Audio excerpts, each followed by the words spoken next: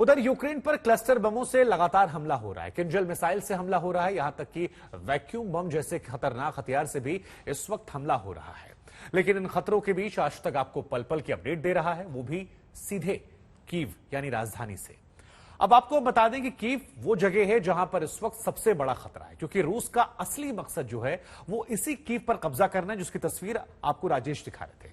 हम आपको हमारे संवाददाता राजेश पवार, जो कि लगातार वहां से रिपोर्ट कर रहे हैं, उनकी एक रिपोर्ट दिखाते हैं कि युद्ध का 25वां दिन कीव में कैसे बीता।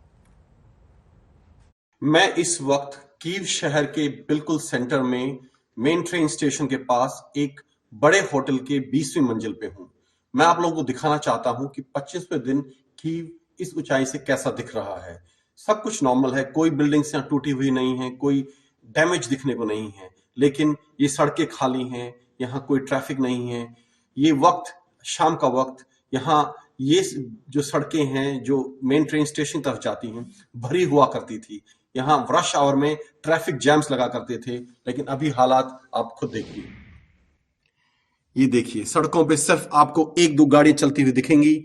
ये गाड़ियां या तो जो फौजी यहाँ पीछे हैं उनकी हैं, या मिलिशिया के लोग हैं उनकी गाड़ियां हैं। अदरवाइज बिल्कुल सड़कें खाली हैं। और ये वो मेन रोड से, आर्टिलर रोड से शहर के जो हमेशा गाड़ियों से इस वक्त भरे रहते थे। वो बैकग्राउंड में स्काईलाइन में आपको जो दिख रहा है वो हिल्टन होटल है कीव का, जो कि एक लैंडमार्क है यहाँ का। वो चमकता हुआ सुनहरा डोम यहाँ के एक चर्च का, काफी फेमस चर्च का ऊपरी हिस्सा है जो चमक रहा है गोल्डन अभी। और ये ओल्ड क्वार्टर है शहर का।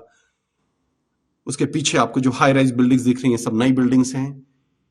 ये देखिए, सड़कें खाली हैं इस वक्त।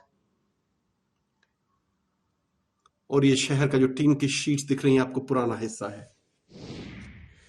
आज रूस यूक्रेन युद्ध का 25वां दिन है।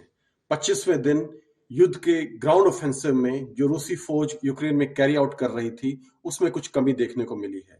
कीव के आसपास ग्राउंड ऑफेंसिव लगभग जीरो रहा। आज ज्यादा लड़ाई इधर नहीं हुई है। छुटपुट लड़ाई इरपिन में सिर्फ हुई है, बाकी किसी दिशा में ये लड़ाई नहीं देखी गई है। कीव शहर के अंदर दो बड़े धमाके हुए हैं आज 4 दिन के अंतराल के बाद, जो प्रॉब्लम मिसाइल हमले थे, और इनमें मोस्ट लाइकली हाइपरसोनिक मिसाइल्स का इस्तेमाल किया गया है। इसके अलावा खार्किव में, ओडेसा में, मरियापोल में और ज़पोरिज़िया में भी हवाई हमलों की खबर है। रूसी ग्राउंड ऑफेंसिव पूर्व और दक्षिण यूक्रेन में ज्यादा नहीं फैला है आज, लेकिन जो शहरों को घेरने का काम है वो लगातार जारी है। रूसी फौज लगातार, चाहे वो ज़पोरिज़िया हो, निप्रो हो, मरियापोल हो, ओडेसा हो, इन शहरों में जो घेराबंदी है उसकी लगातार बढ़ती जा रही है।